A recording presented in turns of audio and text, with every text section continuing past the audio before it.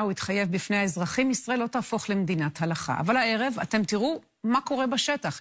מה שפעם היה השוליים ועכשיו בחסות כספים ממשלתיים הופך למציאות. ואיך כל זה קשור ל5 פרות אדומות שנחתו והתקבלו כאן בשלהי הממשלה הקודמת בטקס חגיגי בנוכחות מנכ"ל משרד המורשת. ומאז תחת קואליציית הימין על מלא ההכנות להקמת בית המקדש מחדש על הר הבית נכנסות להילוך גבוה. אומרים מניב ומלך זילברשלג, עם התחקיר הבלתי יאומן הזה, בעוד 5 חודשים נכין מהפרות מיליארדי מנות לטיהור, מסבירים האחראים. הנה. שופט עמד ושחט פה שחיטה, ואחר כך תופסים את הזה ברוך אתה השם אלוקינו מלך העולם אשר לשם ובכל מכיוון על קבלת אדם. אנחנו רוצים לעשות תרגול של עבודו של המקדש. קידוש ידיים ורגליים שאנחנו מתחילים, שחיטה של כבש וזריקת הדם. שילה הקדומה בלב השומרון לפני שבועיים. כנסו לאווירה של פעם. המבקרים, בהם משפחות רבות, הגיעו להשתתף בכנס המקדש. הוא מדביר את אצבעו בדם. ברוך אתה השם אלוקינו מלך העולם אשר קידשנו קדושתו של אהרון וציוונו לעזת אדם. כאן משחזרים את הטקסים הדתיים ואת החיים עצמם בבית המקדש השני. יש לנו הקטרת הקטורת, הדלקת הנרות, כל הדברים הללו למעשה עם ישראל הוא מחכה למקדש שיבנה. מחזיקים את העוף על גב של עצמו, 2 רגליים תופסים אותו בשתי אצבעות האלה ונולקים עם הציפורון של יד ימין. מליקת השחיטה. קצת ריח מבית המקדש. אבל עם כל הכבוד להעלאת הקטורת או למליקת ראש היונה, ההיילייט של הכנס הגיע בעגלה נגררת.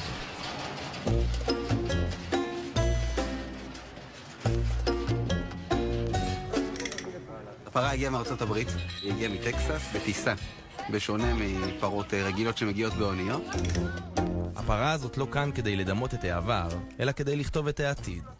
העתיד הקרוב מאוד. אנחנו כמהים לבית מקדש, ופתאום יש פה פרה אדומה שאנחנו מבינים מה זה אומר. רגע, יש איזושהי משהו שקורה. רוצים להביא אותה הרבה זמן, ברוך השם, צריך להביא אותה לפה. ומתי סופים אותה? צריכה להגיע לגיל 2. עד כמה היא עכשיו? 1.7. אתה מדבר על 5 חודשים. צריכה להישאר אדומה. אתה מדבר על 5 חודשים היום, נכון? ומישהו צריך להיות אחראי על השריפה. אז יש. צריכים כהנים כשרים, צריכים הכל.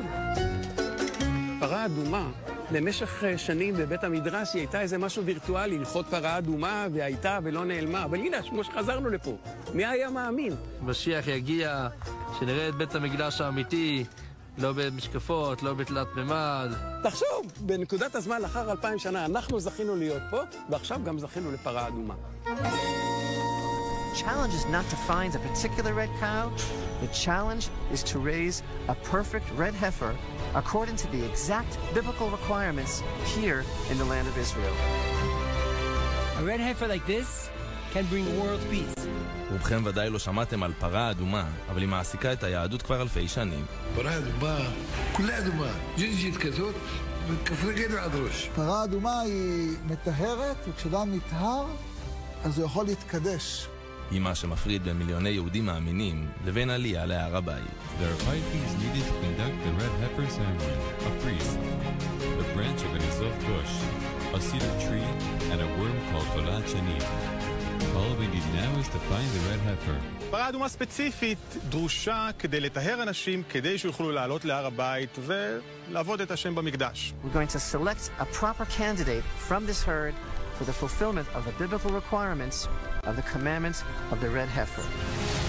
היא צריכה להיות מגוון חום ספציפי, אסור שיהיו לה 2 שערות קרובות שבגוון אחר, היא צריכה להיות בלי שום מום, שלא שימשה לעבודה, שגודלה במיוחד בשביל זה, ואז שורפים את בשרה לחלוטין, כאשר האפר פרה אדומה שישמש לטהרה הוא בעצם התרכובת בין הפרה הנשרפת ובין העצים. לשרפת קילוגרם בשר אחד דרושים 5 קילוגרם עץ. פרופסור זוהר עמר מאוניברסיטת בר אילן עורך ב3 השנים האחרונות שורת ניסויים בנושא. מבחינתו אפשר לצאת לדרך, ופרה אדומה אחת שרופה מספיקה. קיבלנו 66 קילוגרם עזר, יכולים להגיע ל-660 מיליארד הזעות. יוצא כמות גדולה של מים שאפשר להתיז על אנשים כדי שהם יהפכו טהורים, יאבדו את הטומאה שלהם, את טומאת המת שלהם, ואז הם יכולים להגיע לבית המקדש ולהר הבית. This ceremony was only performed 9 times in the past 3,500 years. Can we find this year the 10th and last heifer? יש היום גם ציונים דתיים שלא עולים להר מסיבות הלכתיות, אלה שנהנים להלכה של הרבנות הראשית שפסקה שאסור, או הרב קוק גם פסק שאסור. סמוטריץ' עצמו, אם אני לא טועה, לא עלה להר הבית, נכון? ברגע שזה יקרה, כל אלה יוכלו לעלות להר הבית. Yitzhak, we're looking at some exciting new footage that we have just received. ב-2015 הם היו בטוחים שיש להם את זה, אבל הפרה נפסלה. כך גם הפרה הזו ב-2018. מי שעומדים מאחורי החיפושים הקדחתניים לאיתור הפרה האדומה הם שני ארגוני ימין. ארגון בוני ישראל שמורכב מנוצרים אוונגליסטים ומאנשי ימין שבראשם אדם בשם צחי ממו. את הסיפור הפרה האדומה התחלנו בכלל בגלל איזושהי רכישה של מגרש בהר הזיתים. פעיל ימין שמעורב נגיד בהקמה של מאחז מגרון ומעורב בהשתלטות פה על נכסים מסביב לעיר העתיקה בשייח' ג'ראח למשל, במוסררה. ומעורב נוסף הוא הרב ישראל אריאל, ראש מכון המקדש, פטרון רוחני של השר בן גביר, ובעבר מספר 2 של הרב מאיר כהנא בתנועת כך. ארץ זו שייכת בלעדית לעם ישראל ואין בה מקום לעם אחר. גדול בתולדות עם ישראל. לפני 10 חודשים, עוד בתקופת הממשלה הקודמת, זה סוף סוף קרה. הרב אריאל, מחילה. הפרות עכשיו מגיעות לפה, יורמסו ישר על המשאית. V'chiyanu mikimanu. This is it. This is the moment. They've arrived and we're about to see them for the first time here in the land of Israel. These are the red heifers that landed at Israel's Ben Gurion Airport. 5 פרות אדומות מטקסס נחתו בישראל ונשלחו לרפת סודית אי שם בארץ. בעוד כמה חודשים הן יהיו מוכנות לשריפה. עד אז שומרים עליהן מכל משמר. יצאנו לאתר אותן. הכיוון אזור בית שאן. עברנו את בית שאן בעמק המעיינות, ויש בסביבה הזאת רפת אחת שיש שם מגיעות הפרות. אף אחד לא הזמין אותנו, אבל ננסה. הנה חמדיה. טוב, צריך לראות פה איפה הרפת. אתה מריח משהו? אני לא מריח. אתה יודע איפה הרפת? תודה. פה זה כבר מתחיל להזכיר משהו. אוקיי, הגענו. הזאתי שם נראית אדומה, לא, היא לא אדומה לגמרי, יש לה למטה לבן. יש לה גיל. פה זה נפרד. הופה. נראה לי זה. אלה אדומות. יש פה 4 פרות. אין עגילים ואין אדומות. יש פה 5 פרות. אין אף פרה אחרת שהיא בלי מספר ועגיל. זה היחידות. כולן פה עם עגיל. טוב, זה. זהו. יש לנו את זה. אז הנה הפרות האדומות. כל זווית, מכל פינה, מצלמות אבטחה, מכל כיוון. אהלן! אנחנו מחדשות 12.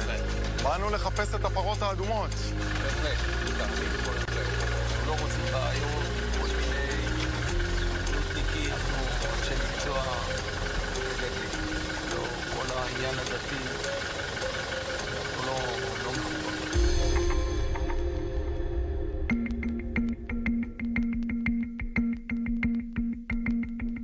הר הזיתים בירושלים, המקום שמשקיף להר הבית. כאן נשרפו לפני 1000 שנים פרות אדומות ואפשרו הלכתית את הכניסה למקדש. בעוד כמה חודשים, כשימלאו לפרות שהגיעו מטקסס 2, אחת מהן צפויה להגיע לכאן, ובמשרדי הממשלה נערכים. לפני כמה שנים, משרד ירושלים מגיש תב"ע תוכנית להקמת טיילת הר הזיתים, וכאן, בנקודה הזאת ממש, מתכננים לעשות את הטקס שיאפשר למעשה לכל יהודי להגיע להר הבית ואולי לבנות את בית המקדש. גורמים שהיו מעורבים בתכנון הטיילת מודים שהתוואי שלה לא מקרי, אלא נועד לשרת גם את טקס שריפת הפרה העתידי. וזו לא המעורבות התקציבית והרגולטורית היחידה של הממשלה בקידום הפרויקט. מיליוני שקלים מועברים לגופים שמקדמים את הנושא. משרד החקלאות סיפק אישורים חריגים ליבוא פרות מארצות הברית, וגם נתן פטור מהסימון שלהן תוך ניקוב האוזן. המשרדים לשירותי דת, התיישבות, החינוך, כולם בתמונה. והמשרד לירושלים והמורשת כבר הלך צעד נוסף קדימה. כאן. המנכ"ל נתנאל איזק לא רק תומך, אלא הגיע בעצמו לקבל את הפרות בשדה התעופה. אבא שלי פה בכיסא, אנחנו כולנו בהתרגשות. ברגע שאני מבין שמי שמקבל את הפרות האדומות בשדה התעופה זה מנכ"ל משרד ירושלים, נתנאל איזק, אני אומר, וואלה, הדבר הזה שהוא פרויקט של הזויים, הוא בעצם פרויקט של מדינת ישראל. מה קורה פה? כמו שלא האמנתי לך על הפרה האדומה, עד שאמרת לי לדבר עם מנכ"לית משרד החקלאות והבנתי שאתה רציני, אנחנו המקף, אתם האנשים האמיתיים. ואל מול החשש של רבים בציבור מקידום חקיקה ותוכניות שיובילו אותנו למדינה שנשלטת לפי חוקי ההלכה, רק השבוע נתניהו ניסה להרגיע. ישראל לא תהפוך למדינת הלכה. יש פה גזלייטינג כלפי הציבור הישראלי, שנתניהו שבוע אמר שלא תהיה מדינת הלכה, ואנחנו כמובן נשאר דמוקרטיה וכולי, ובפועל הממשלה מממנת ואפילו תומכת בסיפורים האלה שאין להם היגיון בלי שתהיה פה מדינת הלכה. כן? וגם בוא נזכור, בית מקדש איננו רק הקרבת קורבנות ולא רק כהנים, בית מקדש הוא גם סנהדרין שפוסק ושופט. בית מקדש הוא הכנה למלך שמולך לאו דווקא בצורה דמוקרטית. המקום הזה, זה המקום הכי חשוב לעם ישראל. שלשום, 9 באב, עלו להר הבית 2 שרים בממשלה שהיו שמחים לראות בקרוב מאוד בית מקדש במקום המסגדים. כל היהודים במשך 2000 שנות גלות התפללו והתחננו להגיע למקום הזה. מבחינת האנשים הנוגעים בדבר, המוסלמים הם אויב, הם לא צריכים להיות בהר הבית, והמטרה היא לסלק אותם, להרוס את כיפת הסלע, לבנות את בית המקדש, לחדש את ימינו כקדם. מאות מיליוני מוסלמים שלהם נתניהו מבטיח גם בבמות בינלאומיות שהוא לא ישנה את הסטטוס קוו. אם יהיה אפר פרה אדומה, אם יהיה מים שמטהרים, גם לפני בית המקדש זה יאפשר לעוד הרבה מאוד יהודים לעלות להר הבית. זה יאפשר למשל הלכתית לכל החרדים שמתנגדים היום לעלות להר הבית, פתאום כן לעלות להר הבית. האירוע הזה כבר מעסיק רבנים בכירים בציונות הדתית. חומר הנפץ של המהלך הזה ברור להם, ויש ביניהם מי שמייצג רבים בציבור ומבקש להרגיע. אפר פרה אדומה מתאר מתים, ויש בזה דבר נפלא. אבל מי שרוצה להעיף את המסגדים פוגע אנושות במדינת ישראל ומסכן את ביטחוננו. אנחנו לא הולכים להעיף אף מסגד. ובזמן שהיהודים מתפלפלים ביניהם, יש מי שרואים בהם רק כלי להגשמת אינטרסים אחרים לגמרי. This red heifer is the last piece in order for the third temple to be rebuilt. זרם גדול של נוצרים אוונגליסטים שופכים הרבה מאוד כסף לבניית המקדש שלנו, ולא בטוח שכולם יאהבו לשמוע מדוע. האנטי-קרייסט, השטן אפשר לומר, צריך להגיע לפה, לטמא את בית המקדש, ואז מתחילה מלחמת גוג ומגוג, שמתים בה 2/3 מהיהודים, 1/3 מתנצר, גם העולם לא בדיוק מחזיק מעמד, אתה יודע, אסון תנכי שכזה.